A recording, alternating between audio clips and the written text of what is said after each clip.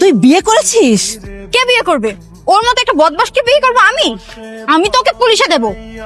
ভাবি ভাবি আমার আমার ভাইয়ের মুখখান একবার দেখেন না, কি অবস্থা দেখছেন? মানে আপনি রিজেক্ট করার পর থেকে না গতকালকে প্রচুর কান্নাকাটি। এটা তোমার ভাই? আজকে তো ওনাকে দেখে অনেক হ্যান্ডসাম লাগছে। কালকে তাহলে ওই ছাপড়ি লোকে দেখা করতে গিয়েছিলেন কেন?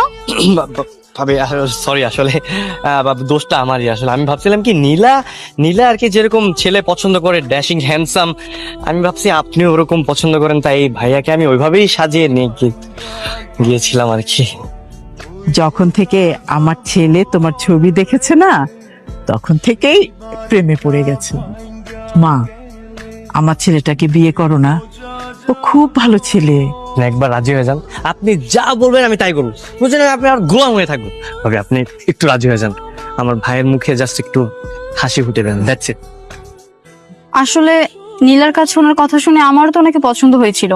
আমি তো শুধু কালকে ওই ছাপড়ি লোকের জন্য ওনাকে রিজেক্ট করেছিলাম। তাহলে তো হয়েই গেল, গতকালকে লোকটা যেহেতু ফেক ছিল, তাহলে তো ম্যাডাম এখন আর ইয়েস বলতে সমস্যা নাই। হ্যাঁ, কিন্তু আজকে তো আমার বিয়ে ঠিক ছিল, তাহলে ওই পাত্রের কি হবে?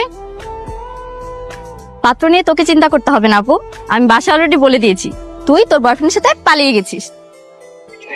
এক্সকিউজ মি, জি বলেন। রিয়াদ সাহেব নেই?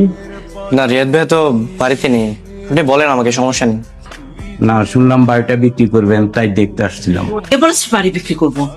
আপনাদের তো অনেক টাকা লোন নেওয়া আছে, সুদের পরিমাণও এত বাড়ছে যে আপনারা দিতে পারছেন না, তো নিলামে উঠাবে আপনাদের বাড়ি, তার চেয়ে ভালো বিক্রি করে দিন। আমাদের সমস্যা আমরা মেটাবো, আমরা বাড়ি বিক্রি করব না। আপনি এখন আসতে পারেন। আমাদের এই ভার্সিটির যে সার্ভারটা আছে, এই সার্ভারটা হ্যাক করে দোস, সামনে যে পরীক্ষা ওটার প্রশ্নটা ডাউনলোড করে দে না। বুঝতে পারছিস সেটা কত বড় অন্যায়। আরে বন্ধুর জন্য তো বন্ধু কত কিছুই করে, আর তুই আমার জন্য এটা করতে পারবি না? আচ্ছা ঠিক আছে, দিতেছি, শুধুমাত্র তোর জন্য, ঠিক আছে? আরে প্রশ্ন আমরা শুয়েও দেখবো না। ঠিক আছে। এত কষ্ট করে তোরা ভার্সিটিতে পড়া দিয়েছিলাম এগুলো করার জন্য? হ্যাঁ, প্রত্যেকদিন রাতে ঘুমাইতে গেলে স্বপ্নে দেখি, স্বপ্ন দেখা দেখা ঘুমাইছে আমার ভাই একদিন অনেক ভালো একটা রেজাল্ট করব, একটা ভালো জায়গায় চাকরি করব, অনেক অনেক টাকা পাবো, ঋণ পরিশোধ করব, দুজন মিলে সংসার সামলামো। এই দিন দেখাইলি তুই আমারে।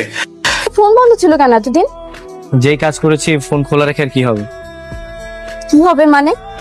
তুমি জানো আমি তোমার জন্য কত চিন্তা করেছি। আমি আমি আমি অনেক বড় অন্যায় করে ফেলেছি। আমার হাতে মাত্র দুইটা পথ খোলা, হয় ঘুরে দাঁড়াবো, না হয় একদম শেষ। মাঝামাঝি মাঝামাঝি আমার কোনো পথ খোলা নেই। তুমি কি সারা জীবন এভাবে